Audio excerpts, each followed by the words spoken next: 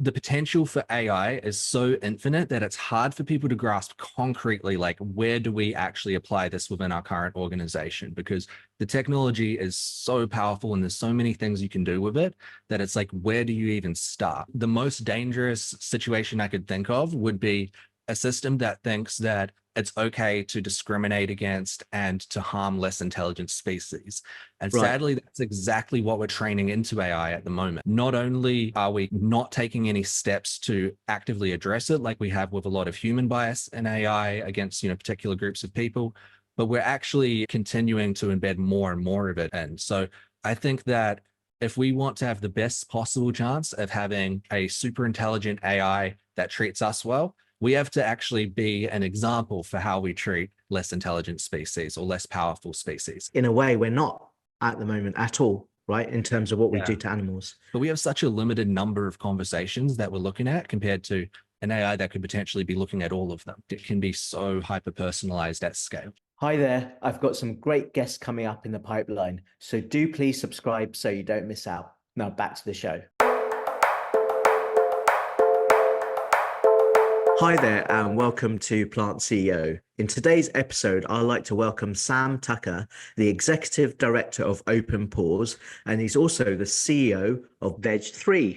Hey Sam, how you doing? Great, thanks. Thank you for having me on here. I love talking about AI, so I'm really keen to dive into it. And you're joining us from Melbourne in Australia at the moment, right? Yeah, sure am. So I grew up in New Zealand originally, but I've been living over in Melbourne for the past few years now.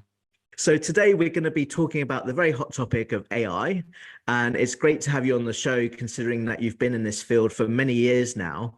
I just wanted to start with something that I tried recently and I posted about it on LinkedIn. I wanted to see what was the biggest change an individual can make in terms of reducing their own climate impact.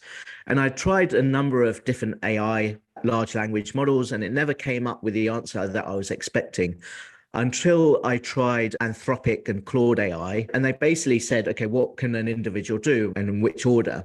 So the number one thing an individual can do is switching to a plant-based diet. That reduces 51% of their emissions. The second one was at 45% was air travel, and then using renewable energy was 21%, driving electric vehicles with 15%, and consuming less overall is 13%. So I really did want to see moving to a plant-based diet as number one. And I guess this is the point that we're going to be talking about a little bit, the data that these AI models have. What's your views on that? Yeah, so I think that's a really interesting example of the way that you can get such different responses from AI systems depending on the way that they're trained. So what's really interesting to me about that example in particular is that Anthropic uses quite a different method for fine-tuning their AI compared to other companies like OpenAI. So companies like OpenAI typically use reinforcement learning from human feedback. So human volunteers basically say which kind of responses they prefer, and the AI learns from that. Whereas Anthropic actually uses reinforcement learning from AI feedback. So what you're seeing there is the bias that comes from the data set that was being collected by human data workers, where their biases get embedded into the AI system. So this is something that's primarily where the bias within these systems come from is from the humans who are actually working on that, whether that's in terms of like creating the data or giving feedback. So this is something that we think about a lot with Open Paws, and at the moment, there's no one working really to address this issue of speciesist bias. And so that leads to all sorts of examples like what you mentioned, where animal issues don't get the attention that they need. There's been obviously a lot of work done to address other types of bias in AI, like you can imagine when you have these large models that are trained off just the internet in general, there's a lot of content that gets picked up that we don't want the models replicating, right? Like biased, hateful kind of content. And so a lot of effort has been put into training out those biases as far as they affect humans in terms of things like racism and sexism. But we haven't seen the concentrated effort yet to train out species-based bias or to make these models more aware of how their responses impact animals. So that's really what we're focusing on now with Open Paws. Great. And do you want to just tell me a little bit about how you got inspired to create Open Paws and what your mission is as well?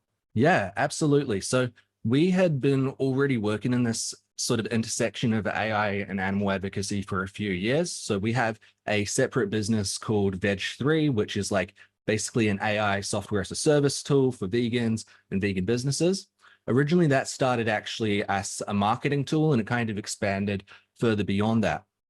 But we kind of realized that by operating entirely in the for-profit space, we are really limiting our potential impact for animals. And I think especially something like building an AI for the entire animal advocacy movement, I really believe that it needs to be open source. It needs to have the whole movement contributing to it. And whether that's, data or providing feedback, for example, I think that for it to be really useful and intelligent for the whole movement and all of the variety of different, types of activism there are, ranging from, the alternative protein stuff, sure, but also, direct action and outreach and everything else. I really felt like it had to be open. And so the nonprofit model made the most sense for that. So the two are still kind of connected in the sense that the mission is very much the same. And obviously it's I'm behind kind of both of them. So like there's that similarity, but yeah, really Open Paws is about making this more open and making sure that it benefits the entire movement. Yeah, and you've worked in animal activism as well before going into this area of AI. Do you want to explain a bit about the work that you've done previously? Yeah, absolutely. So I got involved in animal advocacy from a very young age. I went vegan when I was 12 years old, and I started getting involved in activism ever since. So at the time, I was actually the youngest radio broadcaster in New Zealand. I had a community radio show about vegan and animal rights issues. Eventually, I started studying communications at university, which led me to a job with Vegan Outreach, where I was their Australia and New Zealand outreach manager for 5 years. So one thing I noticed during all of that time is, first of all, the importance of making data-driven decisions in our advocacy. I realized that like when I actually looked to the evidence to guide what was effective rather than just my intuition, the result was immediate and obvious that it was more impactful. So I started becoming really focused on looking at the evidence and looking at data. But one thing that I noticed as a limitation on this kind of individual approach to outreach was that there's just only so many people I could talk to in a single day, right? Like you go to a university campus to hand out leaflets, you might hand out like 1,000 leaflets, but then you could go home on social media and post something that gets 10,000 times, more views seemingly overnight. So I became convinced digital media was going to be really pivotal for the animal rights movement. So I went back to university, retrained in digital marketing, and originally started a marketing agency specifically for animal charities and vegan businesses. And that's actually links into the story of how Veg3 got created. So we started using some AI tools ourselves to make our workflows more efficient for marketing content for clients. But we started realizing that a lot of these models were very biased and didn't understand the nuances of veganism very well. Like we had a vegan shoe company that we were trying to write copy for, and it would continually say things like these, vegan leather boots made from beautiful cow skin. And it's, it just didn't understand the ethics behind veganism, and it didn't understand how to communicate about veganism properly. So that's how we started developing Veg3. It was as our own alternative that we were using internally. And it wasn't until we had actually done that for quite a while that we sort of realized, this could have a much wider impact than just being an internal tool if we, share this with the world. And likewise, that next step to Open Paws as well, realizing we can have even more impact the more that we can make these things open and freely accessible to the movement. Great. So you really did start off at a young age in this area of combating and promoting this animal rights movement. When it comes to Veg3, when you have the tech, did you develop that tech all by yourself? Can you go into a little bit more detail on how that works? And is it a large language model? Is it using another bigger system and you're fine tuning it somehow with these nuanced phrases? Is that what you're doing? Yeah, great question. So it started off as a fine-tuned version of GPT-3, which is the more open AI that came out before ChatGPT. So this was about a year before ChatGPT was released that we were, actually maybe 2 years before ChatGPT was released, we were using those models and we were doing a process called fine-tuning. So what that looks like, because we had a lot of marketing data from vegan businesses, we could already see, first of all, which kind of content was performing well and what wasn't. So we took the content that performed the best and we used that to fine tune and train the model to create content that was more like that. So that was sort of step one. And over time, it's evolved to much more complicated tech. So now we use a lot of what's called retrieval augmented generation, where we have data sets that are full of information relevant to veganism that we know is, high quality information from reliable sources. And we inject that into the prompts to the AI in order to guide its responses. And so we do use large language models at the base of what we do, but we have a lot of additional steps on top of those large language models. So the actual infrastructure we use is similar to like a mixture of experts approach. So essentially, the AI kind of intelligently decides which steps it needs to take in order to give a response. It decides, do I need to search the internet? Do I need to look at my database? Do I need to, do some maths and get the calculator out? And whatever it needs to do, it does that before it then formats that final response. Yeah. And that learning, I guess, that you had from Veg 3, how did you go on to develop Open Paws and how is the tech different? Yeah. So what we're planning to do with Open Paws is much more at a foundational level. So we're actually looking at taking some pre-trained large language models and continuing the pre-training so that they actually learn more in that initial stage. So at the moment, what we do with Veg 3 is kind of more all stuff that's like post-training. It's like steps that you take with a pre-trained model to, build on top of that. But what we're training with Open Paws is going to be that base foundational model, and it's going to be open source and freely available to the whole movement so that people can continue to work on it and adapt it to any use case. Yeah. Do you see any risks of having an open source model with it being freely available and to be edited, I guess?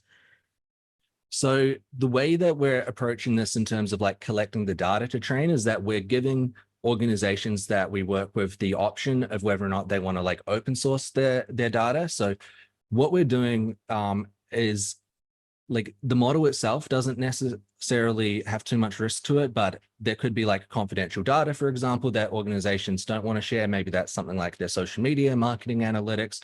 So we have the option for organizations to share that with us privately, where we can use them to train specific types of models where that data can't be leaked. So that wouldn't be like a large language model because large language model will very often repeat, what it was trained on.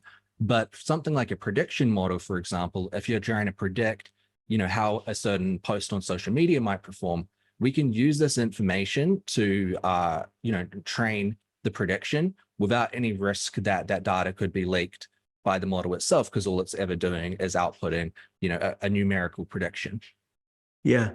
So going back a few steps around the differences between, say, Anthropic or OpenAI with what I used to call, because I used to be in AI many years ago, and we used to call the bit where they have the moderators human in the loop, where a human would basically look at the data and the answers and validate it to some degree. But then you needed to know the background of that moderator and to find out if they had their own biases when it came into the picture. So I was working on some tech that was to do with disinformation, especially around political election times or things like controversial topics or hate speech and things like that. So I remember a lot of time was spent on who these moderators would be. But with the new way of doing it now, where the AI is the moderator, so it then checks it marks its own homework to some degree. Can you explain just a little bit about those two scenarios where you see how it would work on the species side of bias and, where you see it going in the future, which model will play out, I guess? Yeah, it's a great question. I think there's a lot of really interesting research kind of on the edge of, the current field of knowledge about what is going to be better, like human feedback or AI feedback for training models. But I think what you said about understanding what the biases are of the people working on the models is very important. So this is something that we're thinking about a lot with Open Paws. So we're not only collecting feedback on a response from the AI, we're also going to be collecting a lot of data on who is giving these responses. What are their views on different animal issues? What is their current lifestyle and diet? Are they vegan? Are they vegetarian, etc.? So all of that information is going to be taken into account when we get to that part of training based on the human feedback data. And yeah, there's all sorts of cool like technical tricks that you can do to like eliminate some of that bias from it. Statistical analysis and things like that. But yeah, I'm sure your audience probably doesn't want me to Yeah. get into that. Yeah, probably not this more of an intro into the topic, I guess. So if you're looking at people who are experimenting at the moment, the audience who are experimenting into different AI topics, what can they do as an individual to sort of find some of the issues? And then what's your advice now to animal charities, I guess? Yeah, so for anyone who's using the models as they currently are, my advice would be to use the feedback that's already in the user interface. So if you're talking to something like ChatGPT and they give a response that you think is harmful to animals, make sure that you downvote it, explain why. Same kind of thing with any other AI system. But I think Sorry, beyond you that, mean download it or give direct feedback when it gives you the answer back to so OpenAI? usually there will be like thumbs up or thumbs down Yeah, icons that you can select. So using that to give feedback is really good. A lot of the models, like for example, Bard slash Gemini, whichever it's being called now, like with yeah, that, if you give something negative feedback by clicking that button, it'll actually also open up a form that lets you explain why did you downvote this. So explaining that it's to do with the harm to animals, I think is a really great way that anybody using these tools can start moving them in the direction of more compassion for animals. But I great. think Yeah, also beyond that, like we need to actually be building our own tools as a movement. We can't just rely on hoping that these other technology companies are going to be, as passionate about animal issues as we are. And so that's why Open Paws exists, is to actually start actively building that. So very soon in these coming months, we're going to have setups where human feedback people can go on and give feedback on these models. So that's something anyone can get involved with. It doesn't need any kind of technical experience. If you know how to click a thumbs up or a thumbs down, you're good to go. okay. And what stage is Open Pause at the moment in terms of your training data or people who have signed up to say they'll come in and give you feedback? Very early days for us as an organization. We only officially launched at the start of this year, but we had a overwhelmingly positive reception when we did launch. Within the first week, we had more than 75 people sign up as volunteers, about half of which are machine learning, artificial intelligence developers. So we have a lot of the technical expertise. We're in the process of, we've just set up our underlying database where we're going to be collecting this data and working with a lot of animal organizations to connect it to data sets they already have. So yeah, it's going to be very soon that we're at the stage where more non-technical people can get involved and start contributing human feedback. And the aim is to actually train and launch our model by the middle of the year. Yeah.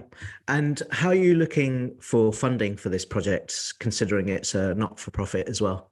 Yeah, so we're definitely actively seeking funding. So if anyone wants to check out our website, openpaws.ai, there's a link you can donate there. And then obviously, if it's like larger amounts that you're interested in funding, then feel free to set up a call with me and we can talk about the best way to do that. But definitely, it is something that is going to require funding. As you know, like artificial intelligence is not cheap to train. It takes a lot of compute power.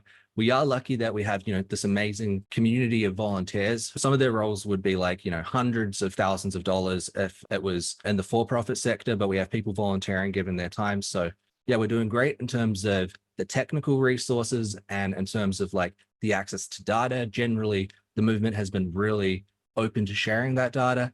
But the biggest bottleneck that we have is going to be that funding piece to pay for compute.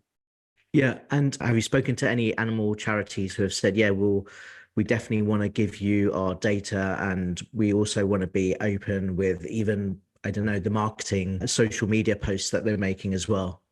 Yeah, absolutely. So we're working with Freedom Food Alliance to build AI into their workflow. So they're identifying and responding to misinformation from the animal industry. So we're working together to make sure that AI can make that more efficient, to do it sort of automatically. We've talked to animal charity evaluators as well to look at ways that, so they're going to give us access to their research library, for example, and we're going to help them to make the whole process of evaluating charities more efficient, making that data sharing between charities and them quicker and easier, and to categorize that library as well using AI. So that's just a couple of examples. We've been in talks with all sorts of organizations all around the world too. That's another thing that I'm really excited about, is that we have a lot of people involved in this that are from non-English speaking countries, and that's going to enable us to make sure that our model understands all these cultural nuances and understands different languages. And ultimately, that's going to make it much more impactful for animals. Yeah, that's great. And yeah, I'm aware of animal charity evaluators. Yeah, they're doing some good work. So yeah, I could understand how that works. And so typically when these charities come to you, what are the basic questions that they're asking or that you're hearing frequently, I guess? So the most common thing that I'm hearing is just, I think the potential for AI is so infinite that it's hard for people to grasp concretely, like, where do we actually apply this within our current organization? Because the technology is so powerful and there's so many things you can do with it that it's like, where do you even start? So a lot of the charities we talk to is just about kind of going through what is their existing workflow and like, what are the bottlenecks, and starting from that, rather than thinking, too sort of like big picture of all of the possibilities AI could bring.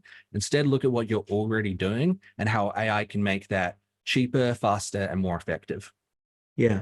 And how do you think the people that are helping you, these AI developers, or in general AI developers, should keep up to pace with just the rapid developments that are happening? Because even today we were just speaking about OpenAI and Sora, which is their new video generation tool that's just gone into beta. And it's just the pace that you could see the development of it being a very basic AI, and you could see weird things happening with, video generations and people's faces, for example, to where it is today in beta is just how far it's moved in a year. So how do you think developers can stay up to date with this rapid change?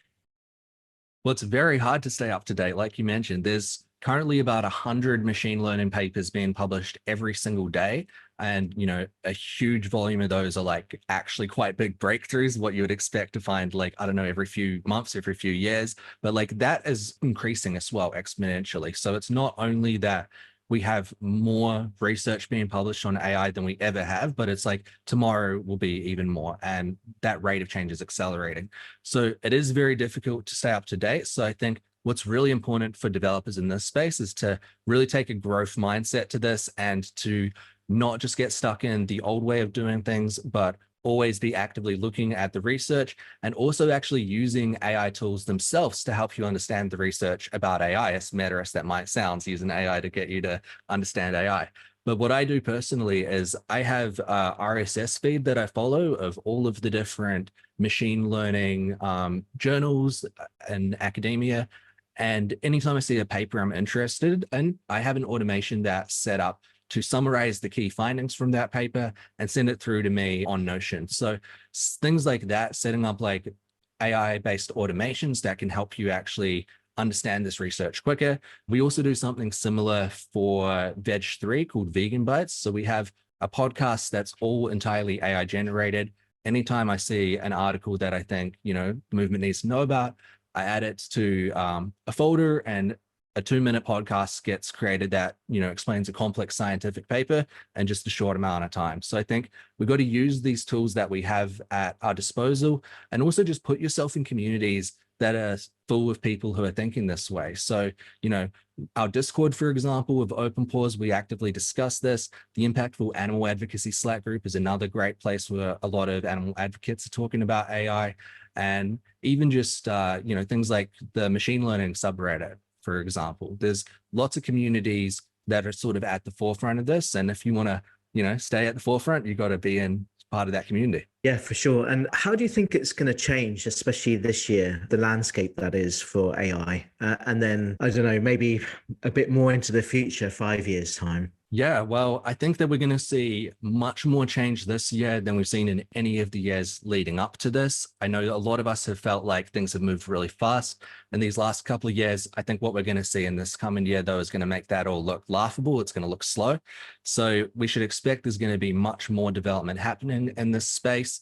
And I think particularly what I see at a lot of kind of the edge of the research and where it's going is we're going to have much more intelligent systems, but much more automated systems as well. So systems that can actually not just an input output like you get in chat, but actually take action on the user's behalf. I think that's going to continue to become more and more advanced. And I think we're going to see more and more multimodality as well. So it's not just going to be text responses. It's going to be, like we talked about with OpenAI's model of creating video, and, possibly even that goes into other forms of multimedia like 3D and like, augmented reality, virtual reality.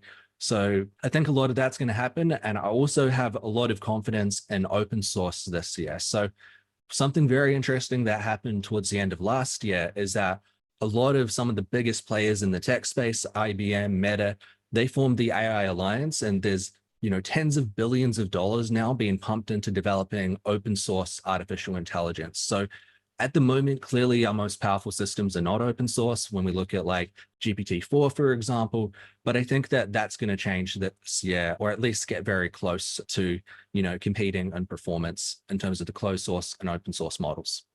Yeah, so that's this year. And I guess your point about this alliance is also a worry to some degree about the guardrails compared to a closed system, and also the ethics behind it and it running away. Because I think one thing is to consider, like, if we don't put good principles, I guess, behind AI now, that soon it will become so super intelligent, way more intelligent than humans, that it will probably decide that actually, humans are just not in the same level as what we are as super intelligent AI, and we don't have a need for them anymore. And the worst case scenario is that it just decides to wipe us out, I guess. But that's like, that could easily happen in the future, I guess, where it could even then, going into science fiction, would be, well, okay, well, we don't even care about Earth anymore. We're gonna move elsewhere to other planets and hop onto a universe via a wormhole or something crazy like that. Yeah, well, I think, like we say, the technology is advancing so fast, it's not going to be long until we have systems that are more intelligent than humanity. And we do really have to ask ourselves that question of like, what values do we want those systems to hold when we have them? And I think potentially the most dangerous situation I could think of would be a system that thinks that it's okay to discriminate against and to harm less intelligent species. And Right. sadly, that's exactly what we're training into AI at the moment. So not only, are we kind of like not taking any steps to actively address it, like we have with a lot of human bias in AI against, particular groups of people, but we're actually continuing to embed more and more of it in. And so I think that if we want to have the best possible chance of having a super intelligent AI that treats us well, we have to actually be an example for how we treat less intelligent species or less powerful species. Exactly. And Yeah, that's a really good point.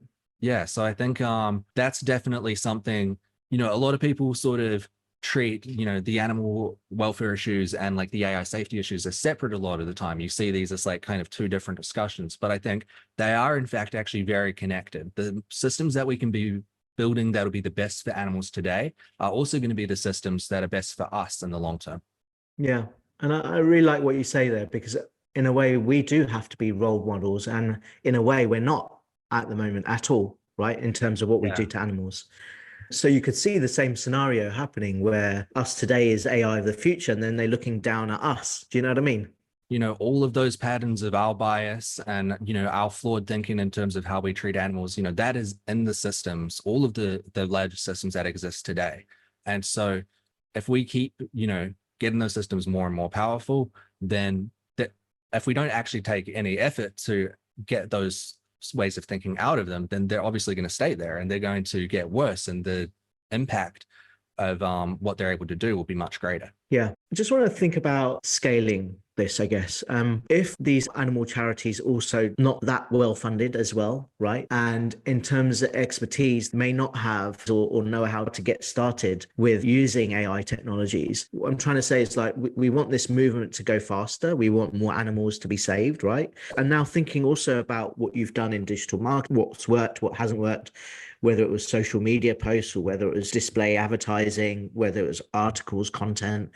and then the animal charity side that also pushing out their messaging. What's going to be the fastest way to adopt, I guess, this AI technology? What methods or outputs of communication do you think will be really effective? Yeah, that's a great question. And I think it's hard to give a singular answer on it because we're talking about a very diverse movement with like, lots of diverse forms of activism. So one of the things that we've thought about a lot is making sure that animal charities have personalized help with training and implementation of these systems. So that's something that we're going to offer as an organization once we built this model. We're not just going to kind of, put it up on GitHub and hope for the best. We're actually going to actively work with organizations to learn how to use it and implement it in their workflows.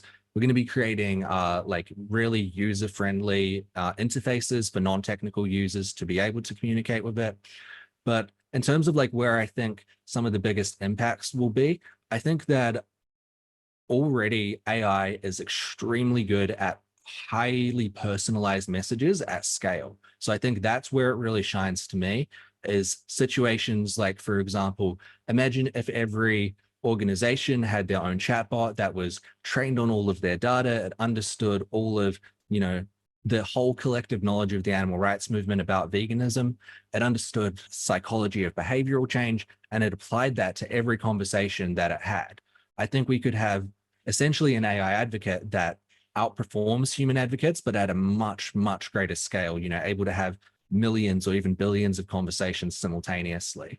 So yeah, that's what I'm most excited about, I think, is the personalized communications at scale, and especially leveraging, we actually do have this huge wealth of information about what messages are effective. There's a lot of research that's been done on effective animal advocacy. The problem is that there's so much of it, it's actually hard for us as humans to get our heads around it all. It's too much data. But the great thing about AI is there's no such thing as too much data for an AI system. Right. Have you also spoken to any animal activists themselves, like individuals? Mhm. And I just think of people like, Ed Winters or Earthling Ed. What's their appetite? Are they interested in basically speaking to you about like, this is what over the years that they've been doing this, Ed's written a book about how to argue with meat eaters and win every time. Like the context of that would be, I guess, would be really valuable to Oh, this AI 100%. system and it'll help spread. But have you had any of those discussions and where have they led to if you've had? So we haven't really discussed with kind of like the bigger name activists yet. I definitely think that is something we're going to be doing soon. I think, I would love to see a lot of like Earthling Ed and, James Aspie and all of their content in the model and trained into it, because I think there's a lot that AI could learn from the way that they do their outreach.